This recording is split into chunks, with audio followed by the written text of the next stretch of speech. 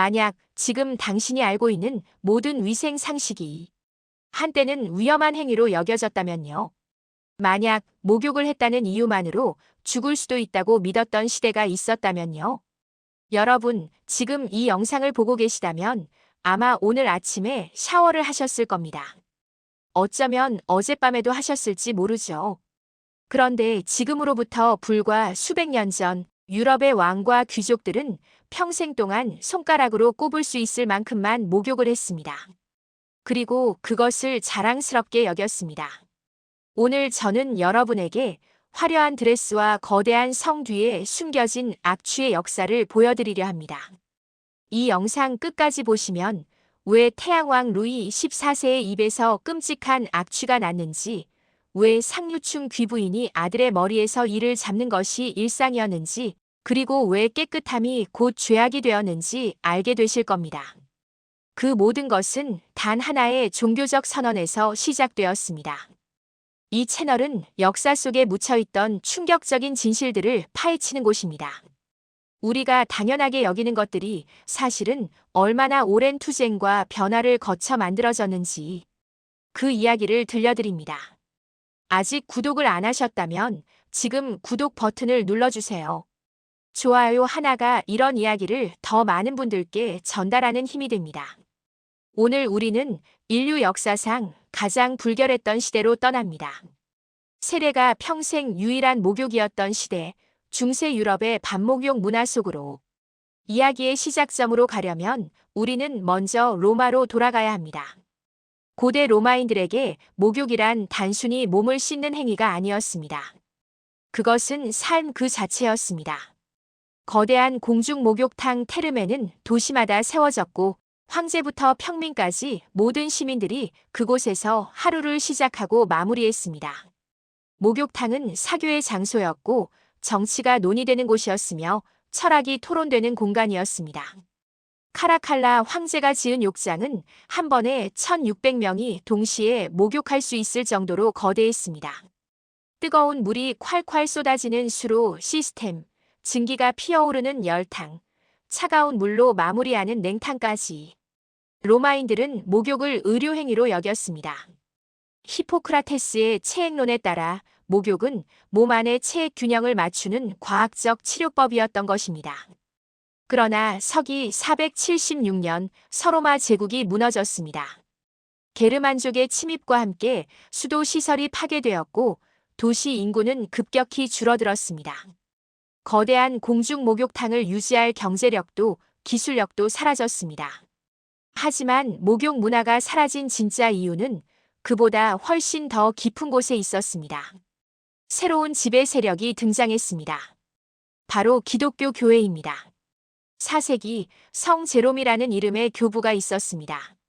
성경을 라틴어로 번역한 위대한 학자, 그는 기독교 역사에서 가장 영향력 있는 인물 중 한 명이었습니다.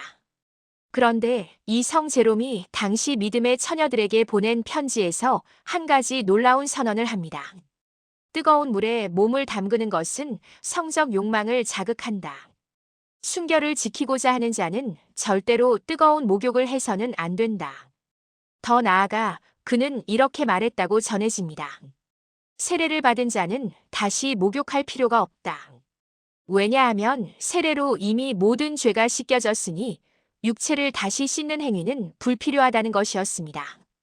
물론 이것이 교회의 공식 교리는 아니었습니다. 하지만 이 관념은 서서히 그러나 확실하게 중세 유럽 전역으로 퍼져나갔습니다. 교회는 로마의 공중 목욕탕을 쾌락과 타락의 소굴로 규정했습니다. 남녀가 함께 벌거벗고 물에 들어가는 행위는 부도덕했고 자신의 육체를 돌보는 행위는 허영이었습니다. 진정한 신앙인이라면 육체의 안락보다 영혼의 고행을 택해야 했습니다. 성녀들의 이야기가 이 시대의 분위기를 말해줍니다. 이집트의 성녀 마리아는 47년간 사막에서 단 한 번도 목욕하지 않았다고 기록되었습니다. 이것은 비난의 대상이 아니라 찬양의 대상이었습니다. 불결함은 곧 신앙심의 증거가 되었습니다. 그리고 이 이상한 믿음은 곧 전 유럽을 뒤덮게 됩니다. 1347년 유럽 역사상 가장 암울한 시기가 시작됩니다. 흑사병이 상륙한 것입니다. 불과 4년 만에 유럽 인구의 3분의 1에서 절반에 해당하는 2천만 명 이상이 사망했습니다. 도시마다 시체가 쌓였고 마을은 텅 비었으며 살아남은 자들은 공포에 떨었습니다. 왜 이런 일이 벌어지는 걸까요? 원인을 알 수 없던 사람들에게 의사들이 답을 내놓았습니다. 목욕을 하면 죽는다. 당시 의학계는 미아스마 이론, 즉 나쁜 공기가 병을 옮긴다고 믿었습니다. 뜨거운 물에 몸을 담그면 모공이 열리고 열린 모공을 통해 오염된 공기와 독소가 몸 안으로 침투한다는 것이었습니다. 파리 의과대학은 공식 성명을 발표했습니다. 목욕은 몸을 패스트에 취약하게 만든다. 건강하게 살고 싶다면 절대 목욕을 해서는 안 된다. 그 결과는 참혹했습니다. 사람들은 물을 두려워하게 되었습니다. 씻지 않는 것이 생존 전략이 되었습니다. 아이러니하게도 바로 이 불결함이 쥐와 벼룩을 번성하게 했고 흑사병의 확산을 더욱 가속화시켰을 것입니다. 하지만 그 진실을 아는 사람은 아무도 없었습니다. 목욕에 대한 공포는 세대를 거쳐 전승되었습니다. 어머니는 딸에게, 의사는 환자에게 말했습니다. 물을 조심하라. 물이 너를 죽일 수 있다. 심지어 더 황당한 미신까지 퍼졌습니다. 공중 목욕탕에서 떠다니는 정자 때문에 처녀가 임신할 수 있다는 괴담이 돌았고 이것은 여성들이 목욕을 기피하는 또 하나의 이유가 되었습니다. 이 시대 아랍인들은 유럽인들을 이렇게 조롱했습니다. 기독교인들은 평생 씻을 줄을 모른다. 태어날 때 받은 세례가 그들의 일생 중 단 한 번의 목욕이다. 그리고 이 조롱은 과장이 아니었습니다. 그 순간 모든 것이 바뀌었습니다. 아니, 정확히 말하면 아무것도 바뀌지 않았습니다. 흑사병이 끝난 뒤에도, 르네상스가 꽃피운 뒤에도 유럽의 왕궁에서는 여전히 목욕이 금기시되었습니다. 17세기 프랑스 절대왕정의 상징 베르사유 궁전을 떠올려 보십시오. 화려한 거울의 방, 눈부신 샹들리에 금빛으로 빛나는 장식들. 하지만 그 화려함 뒤에는 상상할 수 없는 악취가 진동했습니다.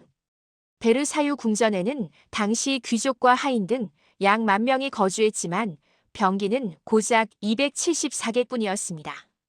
급한 사람들은 복도 구석에서, 정원의 나무 뒤에서, 심지어 계단에서 용변을 보았습니다. 그리고 목욕. 그것은 왕조차 두려워하는 행위였습니다. 루이 13세는 이렇게 자랑했다고 합니다. 짐은 선왕을 닮아 겨드랑이 냄새가 심하다. 그것이 자랑이었습니다. 왕다운 향기라는 것이었죠. 그의 아들 태양왕 루이 14세는 어땠을까요? 역사 기록에 따르면 그는 평생 동안 목욕을 극도로 꺼렸습니다. 의사가 권유할 때만 마지못해 물에 들어갔다고 합니다. 그 횟수는 손에 꼽을 정도였습니다. 대신 그는 물에 적신 천으로 얼굴과 손을 닦거나 침으로 문지르거나 알코올로 살짝 닦아내는 것으로 세안을 대신했습니다. 그 결과는 끔찍했습니다. 루이 14세는 잇몸 염증으로 위턱의 치아를 모두 잃었고 입천장에 구멍이 뚫렸습니다. 입과 코 사이에 누관이 생겨 음식이 새어나왔습니다. 그의 입에서는 악취가 진동했고 궁정을 방문한 외국 사절들은 그 냄새를 참기 위해 안간힘을 써야 했습니다. 하지만 아무도 왕에게 목욕을 권하지 않았습니다. 대신 베르사유 궁전은 향수로 가득 찼습니다. 루이 14세는 개인 조향사를 두고 매일 새로운 향수를 뿌렸습니다. 왕의 셔츠에는 아쿠아 앙젤리라는 특별한 향료가 배어 있었습니다. 알로에 나무 육두구, 정향, 장미수를 섞어 하루 종일 끓인 뒤 자스민과 사향을 더한 향수였죠. 악취를 씻어내는 대신 더 강한 향기로 덮는 것. 그것이 17세기 유럽 귀족의 위생법이었습니다. 그렇다면 귀족들의 일상은 어땠을까요? 1669년 네덜란드 화가 카스파르 네처는 한 장의 그림을 남겼습니다. 제목은 어머니의 보살핌 머터널 케어. 값비싼 실크 드레스를 입은 젊은 여인이 아들의 머리를 살펴보고 있습니다. 무엇을 하고 있는 걸까요? 이를 잡고 있는 겁니다. 머리니를 말입니다. 이 그림은 당시 상류층의 일상을 담담하게 보여줍니다. 화가는 이것을 부끄러운 장면으로 그리지 않았습니다. 오히려 어머니의 사랑이라는 제목을 붙였습니다. 그것이 당연한 일상이었기 때문입니다. 역사학자들은 기록합니다. 17세기 유럽에서는 가장 특권층부터 가장 가난한 자까지 모든 계층이 이와 벼룩으로 들끓었다. 18세기 팔라틴 공주 엘리자베스 샤를로트는 프랑스 왕실의 시집 온 독일 귀족이었습니다. 그녀는 수많은 편지를 남겼는데 그중 하나에서 이렇게 투덜댔습니다. 오늘은 어쩔 수 없이 세수를 해야만 했다.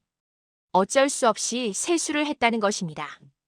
18세기 왕실 귀족이 말입니다. 그녀는 또 이렇게 적었습니다. 프랑스 궁정에서 사람들은 냄새가 지독하다. 누군가 지나가면 코를 막고 싶어진다. 하지만 그녀 자신도 자주 씻지 않았습니다. 그것이 시대의 규범이었으니까요. 이 시기 의사들은 여전히 목욕을 경계했습니다. 물은 몸을 약하게 만든다. 피부를 손상시키고 질병이 침투할 틈을 만든다. 그들은 대신 건조 세척을 권장했습니다. 깨끗한 린넨 셔츠로 몸의 때를 흡수시키라는 것이었죠. 부유한 사람들은 속옷을 자주 갈아입는 것으로 청결을 대신했습니다. 겉모습은 화려했습니다.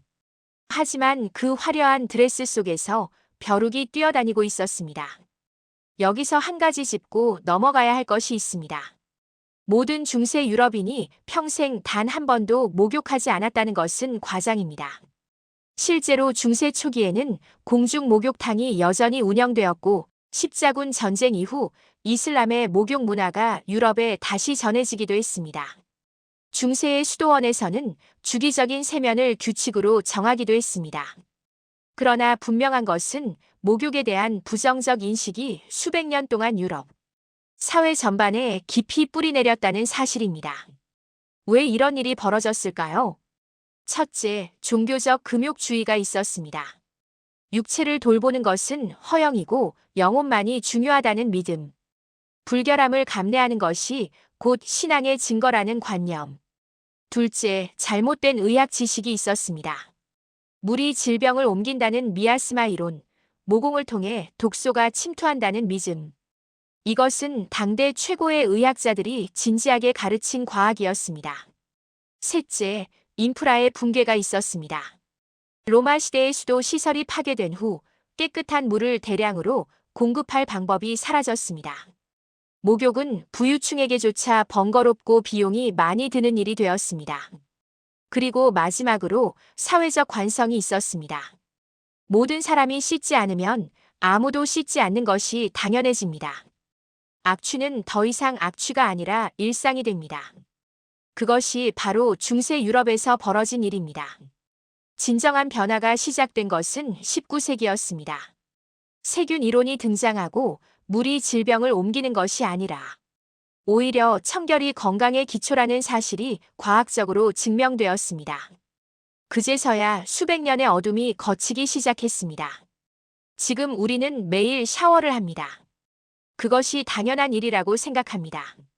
하지만 불과 200년 전까지 유럽의 왕과 귀족들은 평생 서너 번밖에 목욕하지 않았습니다. 그들은 그것을 자랑스럽게 여겼고 의사들은 그것을 권장했으며 교회는 그것을 미덕으로 칭송했습니다. 우리가 당연하다고 여기는 것들이 사실은 전혀 당연하지 않았다는 것. 지금 이 순간 우리가 상식이라고 믿는 것들 중에서 미래 세대가 보면 어처구니 없어 할 것은 무엇일까요? 우리가 먹는 음식, 우리가 사용하는 물건, 우리가 믿는 의학 지식. 그중 무엇이 훗날 중세의 목욕 금기처럼 황당한 미신으로 기록될까요? 여러분은 어떻게 생각하시나요? 댓글로 여러분의 생각을 들려주세요. 오늘 우리는 긴 여행을 했습니다. 로마의 화려한 목욕 문화가 어떻게 사라졌는지, 성스러운 불결함이 어떻게 탄생했는지, 흑사병이 어떻게 목욕 공포증을 만들었는지, 그리고 베르사유의 화려함 뒤에 어떤 악취가 숨어 있었는지 보았습니다. 이 이야기는 단순한 과거가 아닙니다. 이것은 인간이 어떻게 잘못된 믿음에 갇힐 수 있는지, 권위가 어떻게 비상식을 상식으로 만들 수 있는지, 그리고 변화가 얼마나 느리게 오는지를 보여주는 거울입니다. 다음 영상에서는 더 충격적인 역사의 이면을 파헤쳐 보겠습니다. 구독과 알림 설정을 해두시면 새로운 이야기가 업로드될 때 가장 먼저 만나실 수 있습니다. 여러분의 좋아요와 댓글이 이 채널을 성장시키는 가장 큰 힘입니다. 그럼 다음 영상에서 뵙겠습니다.